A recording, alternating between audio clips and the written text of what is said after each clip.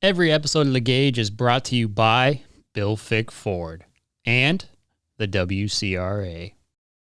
Guys, Bill Fick Ford is the #1 Super Duty dealer in the country for the 4th year in a row. You guys have heard me rant and rave about Bill Fick Ford for the absolute best buying experience in the car industry, truck industry. Bill Fick Ford's the place to go. I bet you remember the old ad where I said I was getting a new Super Duty. Well, here's the keys for that. Bill Fick Ford delivers, guys. No bull discounts, no bull interest rates, the best buying experience you can get. And if you are not local to Huntsville or the Houston area, he'll deliver it to you just like he did to me. Bill Fick Ford. Rodeo Corpus Christi has nearly tripled its added prize money from 2019 and will be one of the largest payout rodeos this summer. That's $545,000 with no entry fees. Rodeo Corpus Christi will be the first stop of WCRA's Triple Crown of Rodeo. The only way to qualify for the Rodeo Corpus Christi is by nominating your rides and runs with the WCRA. You can win $1 million by nominating your rides and runs and earning points with the WCRA. Through the Triple Crown of Rodeo, the WCRA will award this $1 million cash prize to any one athlete or collective of athletes who win first place at any 3 consecutive WCRA major rodeos. A common misconception with the WCRA is that it is only for the pros. That's the farthest thing from the truth. It's designed for the underdogs to have their fair chance. If you feel like you have the ability to compete against the best in the world, but maybe you don't feel like it. Maybe you can't afford to go down the road for a full year. Maybe you got a job. Well, the WCRA is made for you.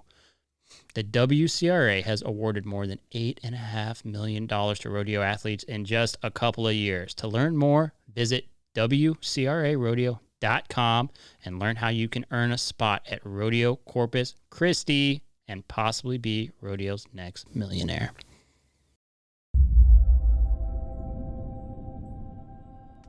The saying, we wake up and we live it every day, it's not just a saying, it's true. We think we have limits and we push ourselves to those limits, and then we realize we can go farther.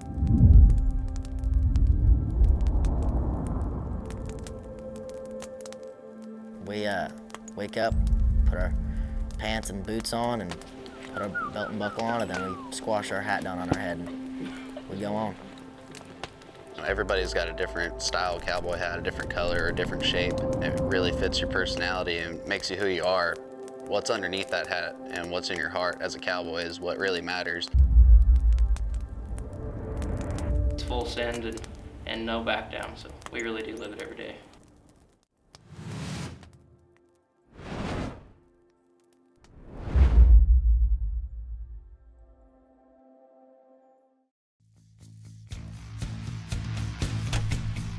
This is The Gauge with host Chance Conradu.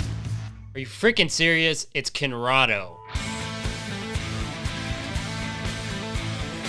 This is The Gauge, and I am Chance Conrado. On this episode of the podcast, we have got Donna K. Rule. I really enjoyed talking to her. She's super inspirational. She says all the right things at all the right times, and Ty was crying his little butt off with how much inspiration Donna K. had to share with us. So check it out. This is a good one.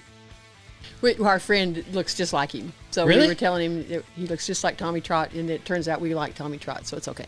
Oh, you found somebody who looks just like that running around. Just like that. You're kidding me. Hair was a little different. He didn't have some excited hair. It was more calm. Yeah. He does a few different hairstyles. He had this little samurai ponytail thing when I first met him, when we hired him for the job. It was a bold move. It was. I guess you got picked on too much and you got rid of it. Yeah. Or was it just like it was time for a change? The trend was done. It was a mix of maintenance for it was just a little too much.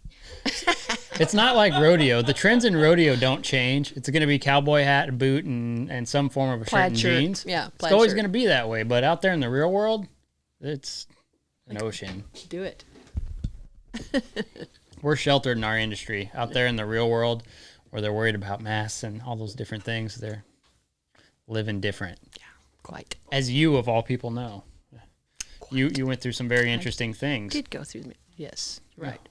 we were right there, not too far from you when all of it was going on, because we were in Globe Life, and I was really excited to talk to you to kind of hear right from the horse's mouth, if you will, that experience. It was tough. It was tough. I had tested the week before, just at local level, just to be sure, so I wouldn't have anything to be afraid of. And so when I got there, you know, I was fearless, and they tested, and we sat there. We put our horses away and got our room and got our stuff in our room and came back and sat there, and there we were in the parking lot, and they gave me the call. And like I said on some other podcast they asked me about, I got invited to go home. So it was a little tough. Yeah. It was a little tough. Yeah, how do they say that? Like, do they approach that like, hey, sorry, by the way, you can't be here? Or were they more tactful about it? No, they were a little bit brisk about it. They were a little bit brisk about we'll make arrangements to get your horses moved out of the stalls. And that was, I bristled a little bit on that. But we had all signed those things. We knew it was a possibility. So although I was disappointed, as you can imagine, I understood that was the deal. Yeah. He was somewhat brisk. I think that he was, you know, honestly probably worried sick that he would have to tell somebody, and he was probably, you know, as sick as the rest of us. Yeah. So, but yeah, they invited me to go home. Yeah. So that was a little tough. I went and got Valor and Juice, and we had a place to stay, and I stayed overnight just to get the second test.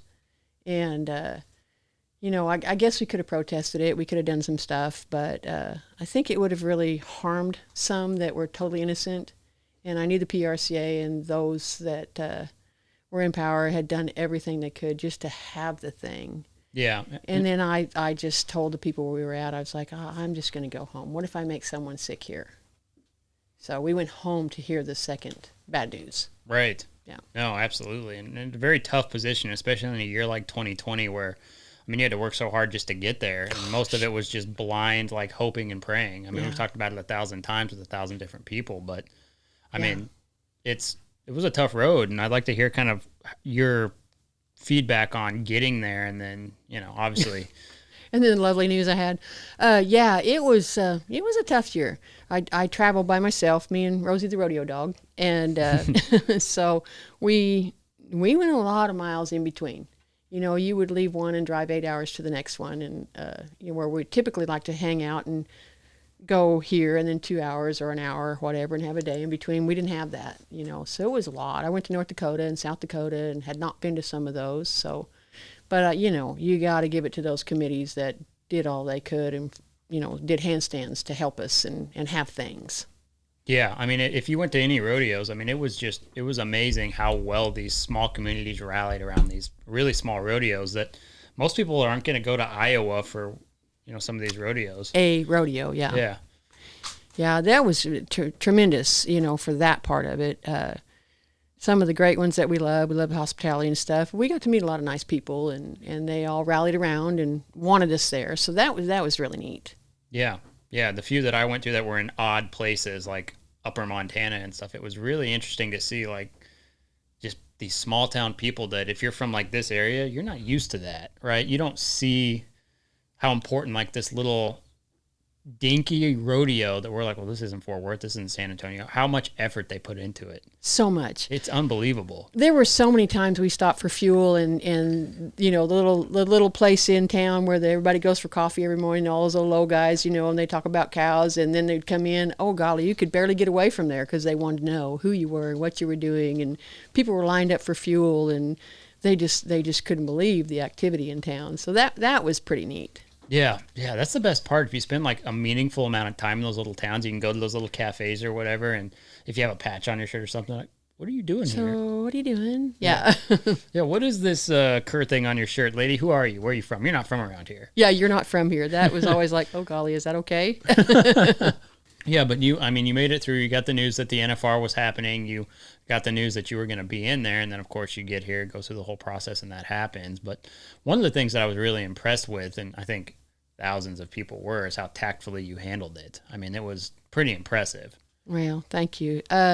You know, I did pray about it a lot. You know, I'm human. I mean, it was a sure enough kick in the gut, no doubt about it. But, you know, and we did look into it. I had a lot of wonderful people contact me and tell me, we want to help you, we want to do this. A lot of lawyers called me, and people were very, very kind.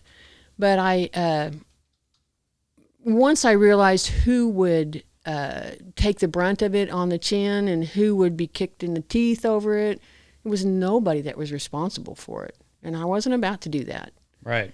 Rodeo is our it feeds us. It feeds a lot of people. And they did all they could to put the dang thing on. I wasn't about to kick them in the teeth.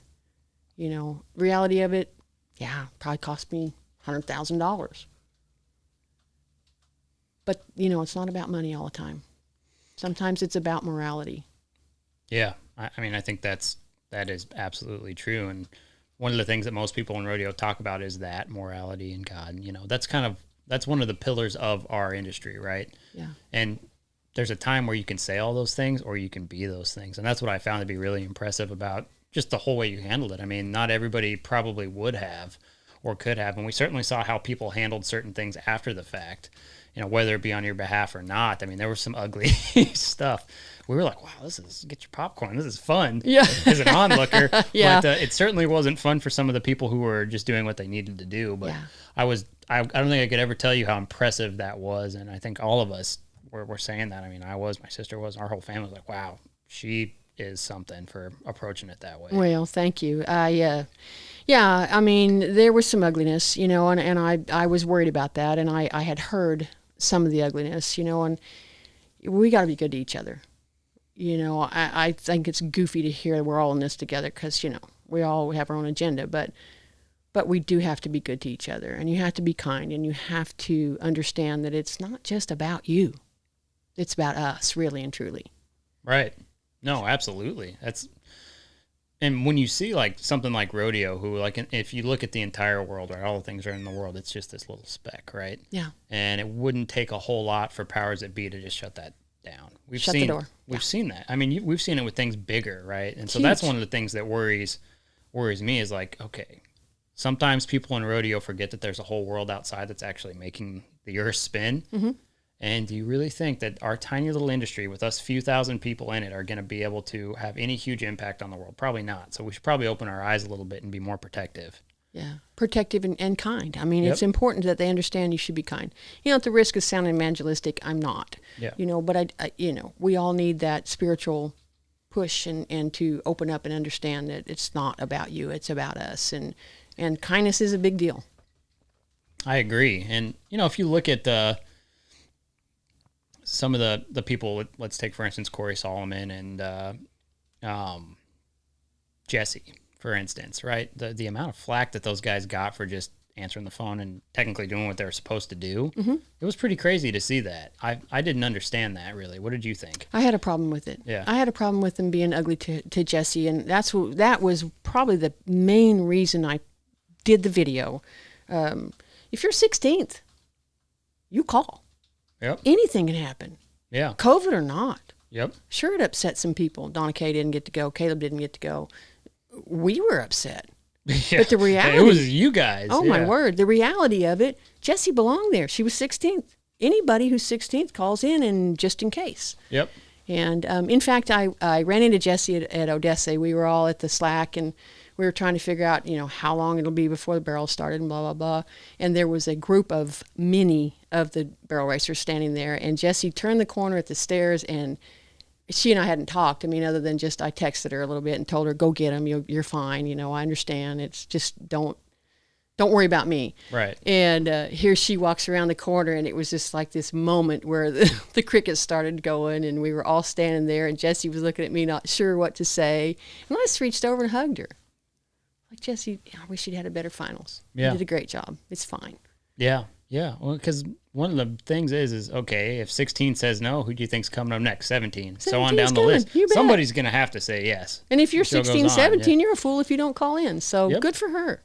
Yeah. And, she's mounted and can ride, and, yeah, she belonged there. Yeah.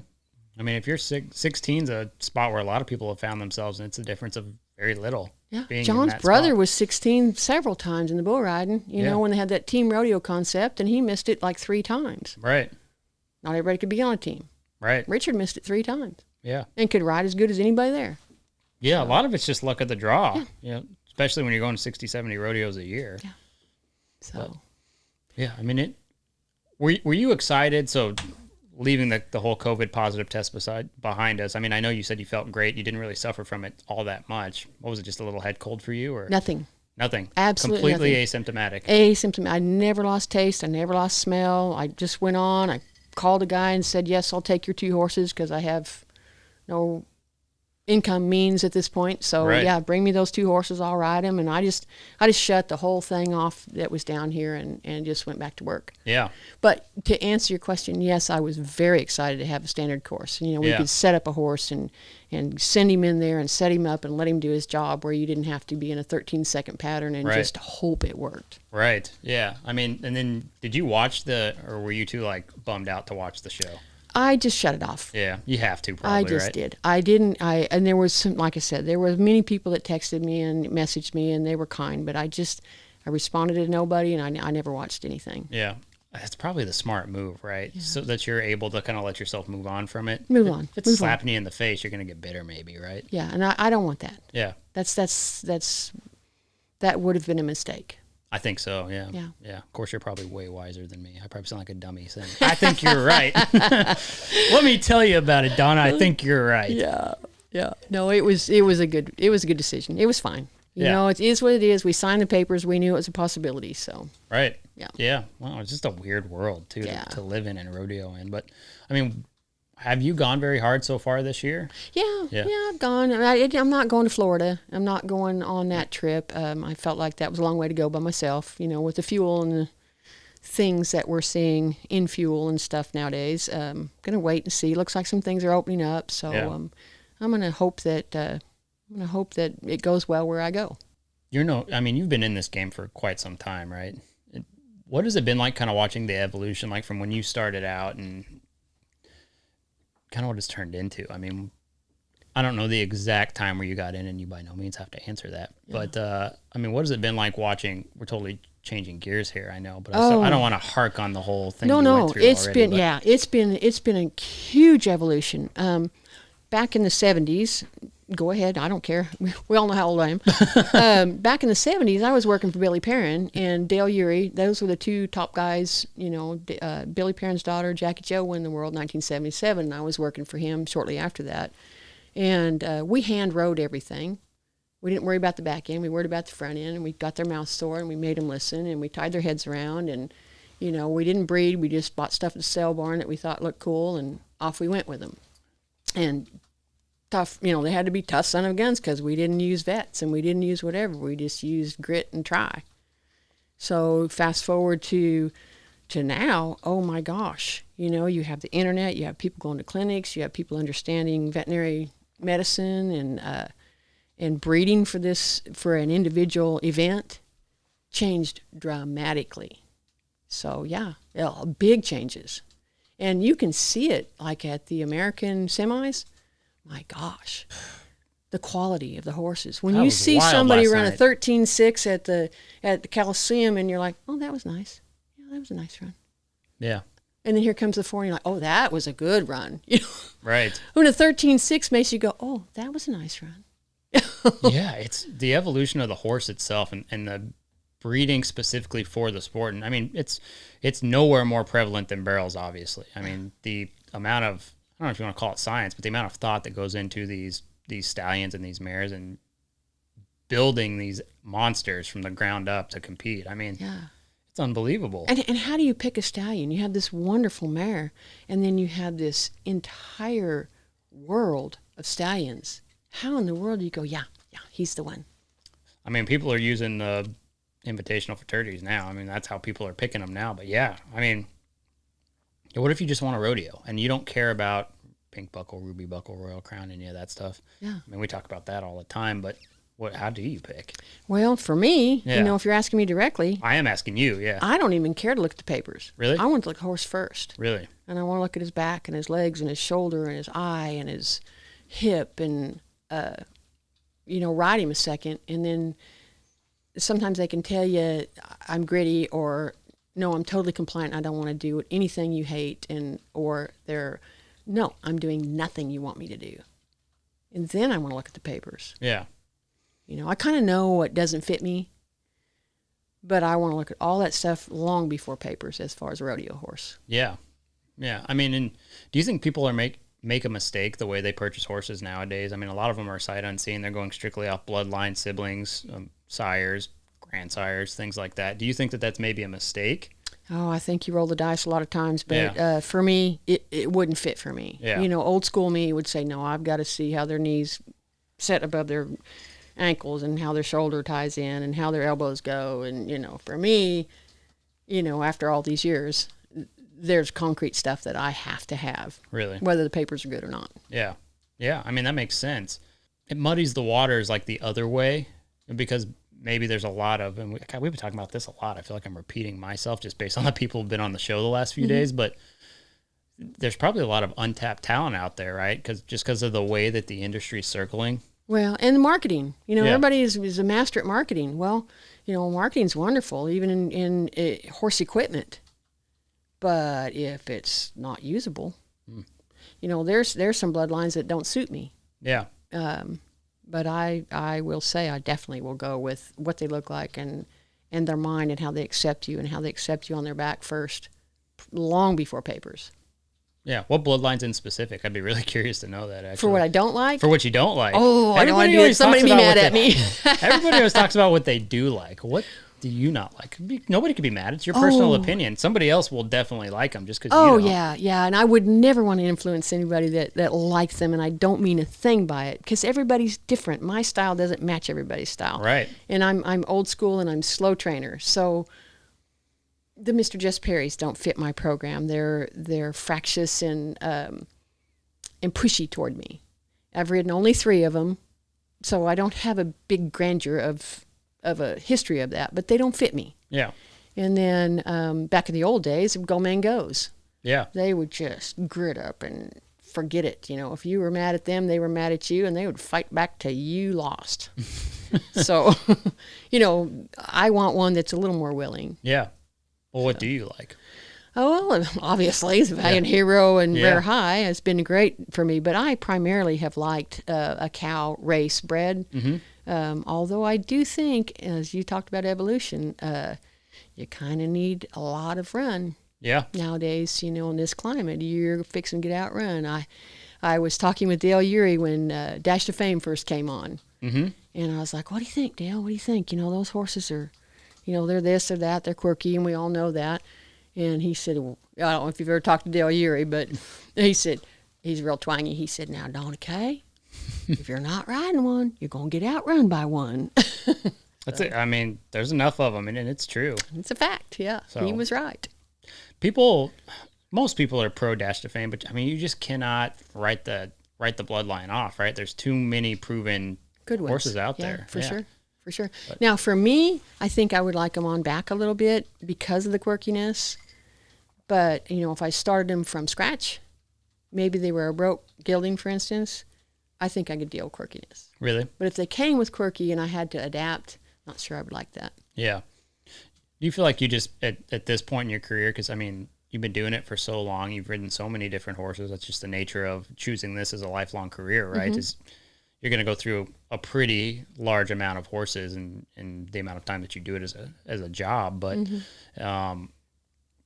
do you like to get young horses? Do you want something that's finished now? I mean, I definitely can't ride a finished horse. I much prefer a 4 to 6 year old broke gelding that's not been started on the barrels. really?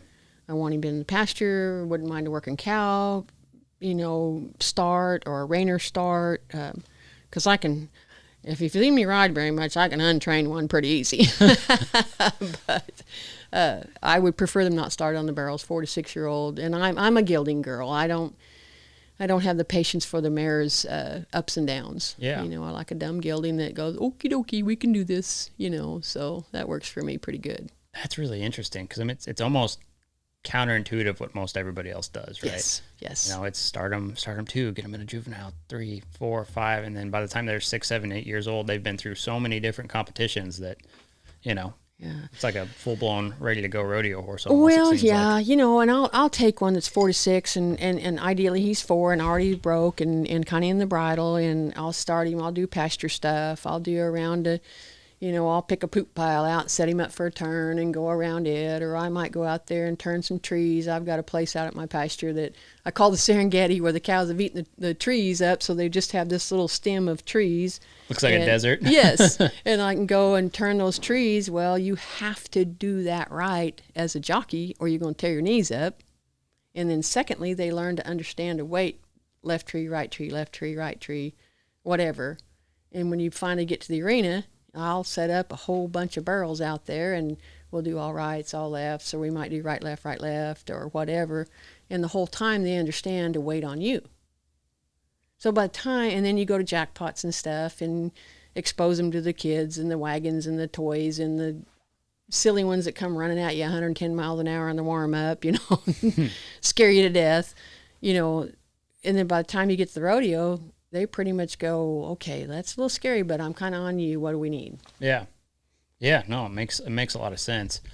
I mean, I think one of the things that people like about you, they also liked about, like, say, Mary Berger, for instance, is that you're doing all this at, for so long and at the age that you are, and you're competing at the highest possible level. And I think it inspires a lot of people. And it seems like you gained a lot of fandom over, this past NFR and all that. But I mean, what is the exact reason that makes you want to keep on pushing and hitting the rodeo trail the way you are? I mean, it's just really inspiring to see for anybody who, you don't even have to be into barrel racing or whatever. I mean, I'm certainly not a barrel racer. I just happen to come from a family of them. But yes, you do. Yes, I do. But it can translate into anything, right? Like, you can look at someone like you and be like, wow, that's super inspirational for anything else, right? It doesn't necessarily have to be that it's because you're a barrel racer, but why is it exactly that you continue to want to push so hard and do this?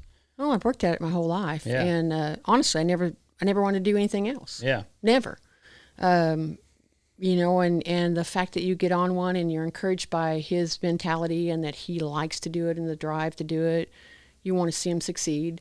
Even when I sold horses, because when I was young, John and I had National Saddlery for 30 years, and I would ride colts and sell them, but I wouldn't just sell them just to anybody. I wanted to place them where they would be happy and do their job and Thrive. feel good about the horse itself, and that's how I feel when I get on one. He likes this, and we're going to do this, and he will enjoy his life.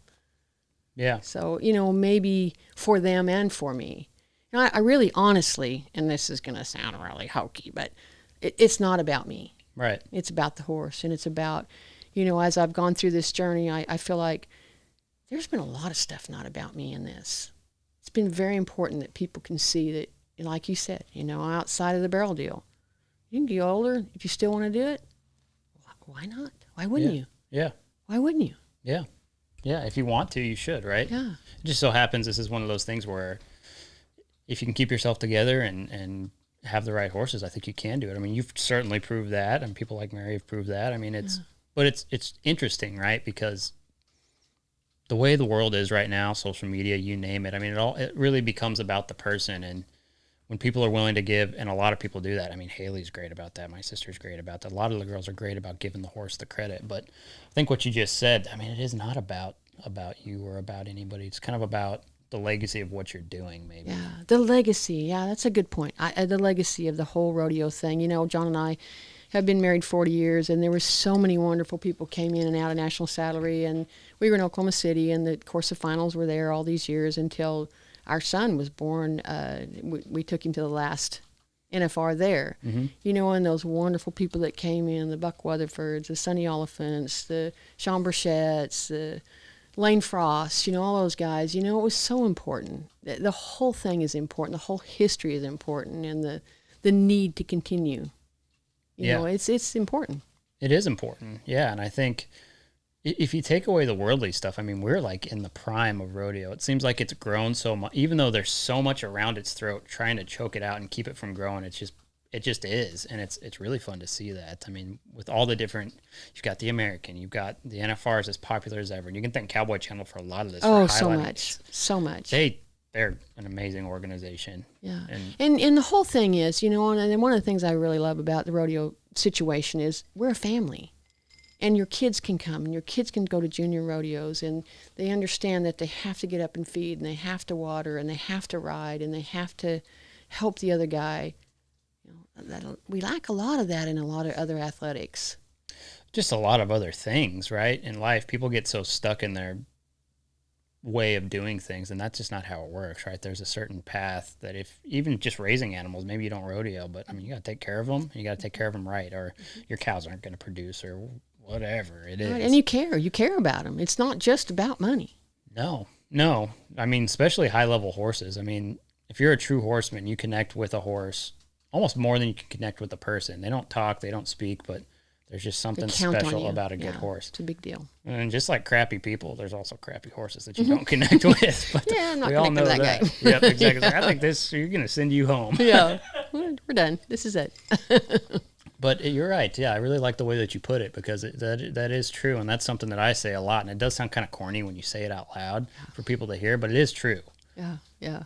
It's 100% true. Yeah. And it's important that, the responsibility factor and, teaching a kid to be a good kid, and then they become a good adult. Yeah.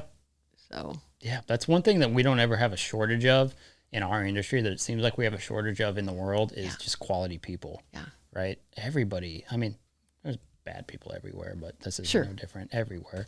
But I mean, there's good people who run 7-Elevens, and there's really bad ones who run 7-Elevens. But by and large, I mean, you don't meet a lot of people that I'm like, man, I would spend time with that person, or I wouldn't mind doing something with that guy or gal, because you can just tell they're quality. Good people, yeah. A lot of good people in the rodeo deal. And I often say, well, sometimes we fuss at each other, and we're not happy about so-and-so, what he said, what he did, or whatever. But I guarantee you, chips are down, the whole crew will come help you. Yeah. Yeah, absolutely. Yeah, they'd come and they'd send their neighbor, or they'd find a guy that they knew lived over there to help you change your tire, whatever. It's a good climate. Yeah, it's a good thing to teach your children and teach people to be good to each other. Yeah, it is. If you have kids, it's far better to raise them in that environment. I mean, you guys obviously raise children in it, and I've got young, tiny ones, but they don't want to help yet, but they will. Our daughter is a rodeo girl and really? A horse trainer, and she's really good at what she does. And our son had no interest, and it's fine. What'd he end up doing? He works at a hospital. He's the head dude that takes care of everything. If they're in the middle of a surgery and the lights go out, he can go in there and scrub up and fix it and whatever. But I guarantee you, he's at our house every weekend, helping with cows and doing whatever. He just didn't have the competitive edge, but just wasn't interested at all. Yeah, he loved to help us to do whatever. He'd turn out cattle for me. I roped a lot and turn out cattle for John, and it just wasn't his thing. So, but he was a car guy. He could do anything with a car. He's the guy that you give the bag of Q-tips and some string to, and he can go fix your tractor. He's that guy. He's MacGyver. You need that guy around. Yeah, we do. We use him too. Yeah, because most of the people like me, it's like, you could give me everything in a perfect color manual, and I'm not gonna be able to fix that tractor. Yeah, that would be me. Yep, not mechanical at all. I get Marshall. I'll call Marshall. There you go. Yeah, well, I mean, it's gonna be an interesting year. I mean, is your goal to make the NFR this year? I'd like to. Yeah, I'd like to. I don't know how many years I can hit the road and stay out there by myself like I do. I've loved it, and I've met so many cool people, but it's tough. Yeah, it's tough. How come you go by yourself? Well, at my age, when I first started going again at this level, I didn't know anybody. And everybody I knew that I met, I was 30 years older than them. I had nothing in common with them. So, but there's a lot of great people out there. But me and Rosie the rodeo dog, we just hop in and away we go. So, yeah. What was the first year you got back into it? I actually wasn't. Well, I roped a lot. Yeah. Here's the funny story. I had trained a nice young horse, and brought him up, been in the BFA, and man, he was coming on. He was just peaking and really making some runs. And my first run at the BFA in the futurity, he smokes barrel 1, and he goes to barrel 2 and hits it so bad. I think they had to replace the barrel. It was terrible. I was so disappointed. And John and I had a guy working for us, and he come running in the alley, and he was like, "What the heck? What'd you do that for?" And I was like, looking at him like, oh, for God's sakes, I did not do that. I hate barrel racing. And I left and went to the trailer. Turned out my second run, and I didn't run for 10 years. I just roped. Really? That's the truth. And I went to 9 women's finals. I won the Pioneer Award in 2006, which is just somebody that contributed to the women in rodeo. Yeah. And, I mean, really cool deal. And somebody came and they wanted some help with their barrel horse. And, of course, I did the big eye roll, but I'll help you. And after all that time and being off barrel horses, and after Billy Perrin helping me and teaching me all this stuff, and I thought, you know, this really is kind of fun, and I'm going to go back at it and just do it fun. And then the kids grew up and moved on, and Valor came in my life, you know, all that long old story. And shoot, why not? Yeah. Why not? Yeah. Honestly, I did not buy my card again until I was 59 years old. I'm 63 now, so yeah.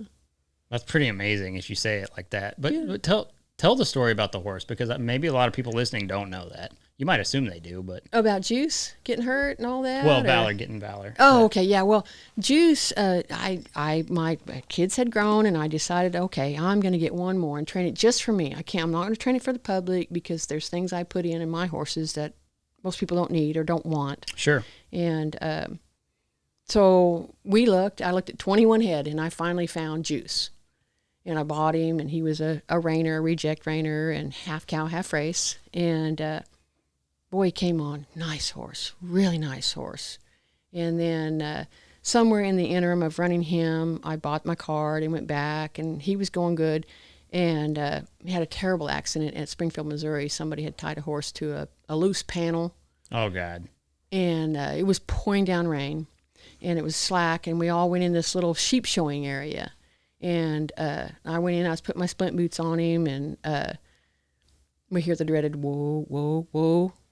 And sure enough, here goes this horse tearing around this little bitty tiny pen, and all of us bulldoggers and barrel racers are in there, running around. People were screaming. I tried to get out the gate I was by, and it was locked. And I just tossed the reins over Juice's neck and was going to turn and go away and let him get out.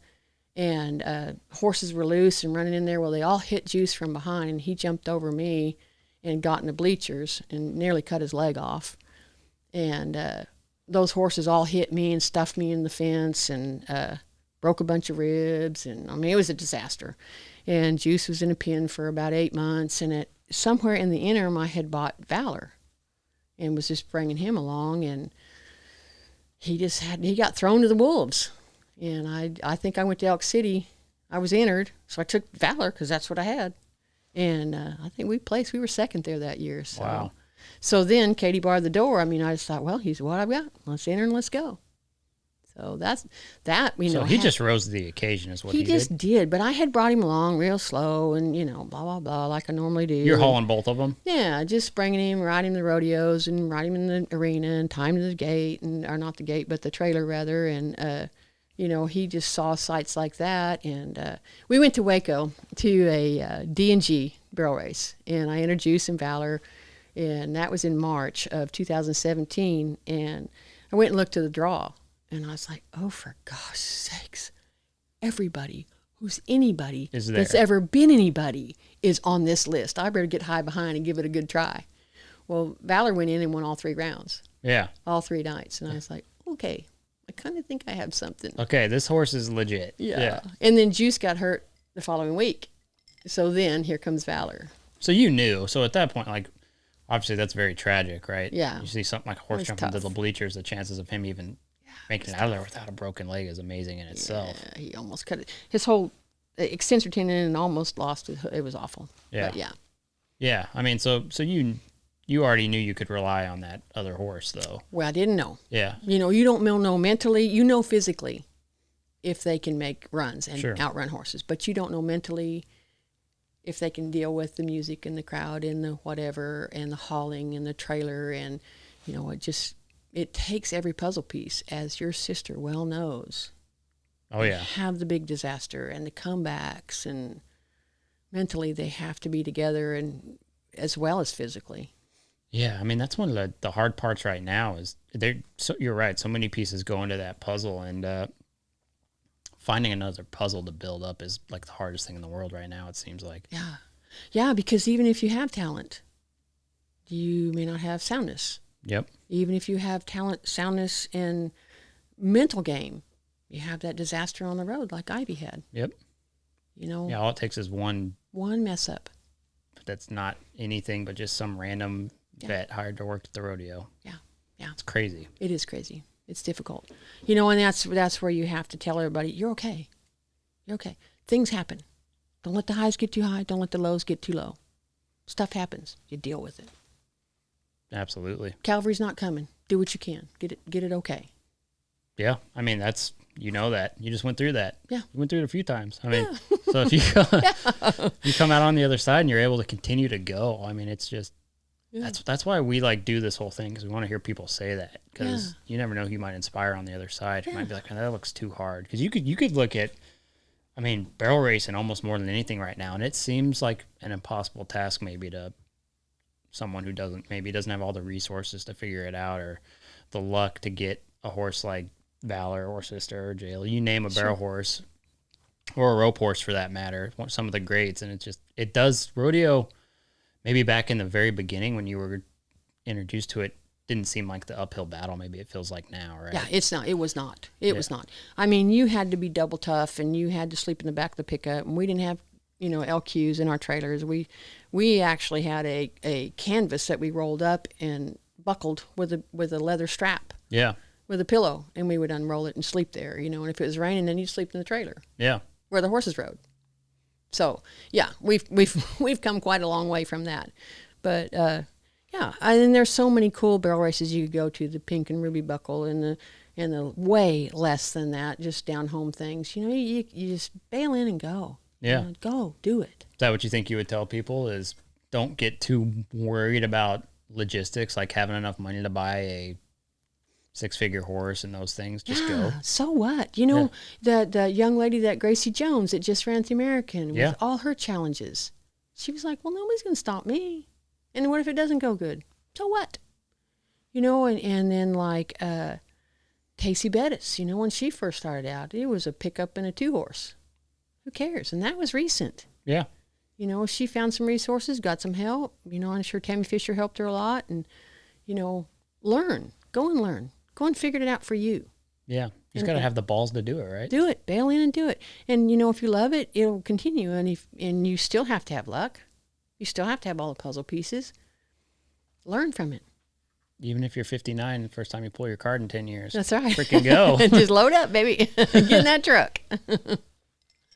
I mean, that was kind of one of the reasons why I wanted to talk to you, is because I think I didn't know a lot about you other than just what I see, because I don't think we'd ever met, but seeing like just the way you handled that whole thing, I was like, okay, we got to get her, Riley, we got to get her in here, and we just got to talk to her and see what she can say. Because I just feel like if you say things like what you say, you inspire. And when I say what you say, I mean you specifically say. You can just inspire so many people, and got so many young people listen to this. That's important. I think it's important to say those things. I do too. It's just I think I keep telling John, this is not about me. There's something that's being said here that needs to be said, and it does. It needs to be said. Go ahead.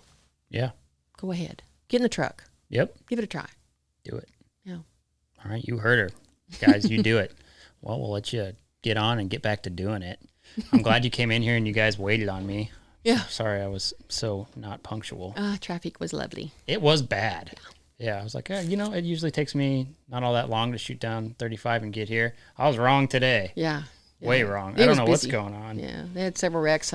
We were coming across from Millsap, so yeah. I don't know. It was bad. Normally it's bad, but not like where you don't move for 15 to 20 minutes bad. Yeah. All right, well, we'll let you guys get on with your evening. Get back to drinking those Pepsis over there. Yeah, thanks.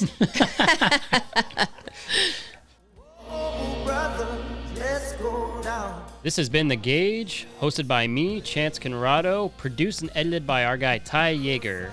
Shout out to the executive producers Dustin Pointer and Cody Denton. Marketing and content produced by Riley Chone.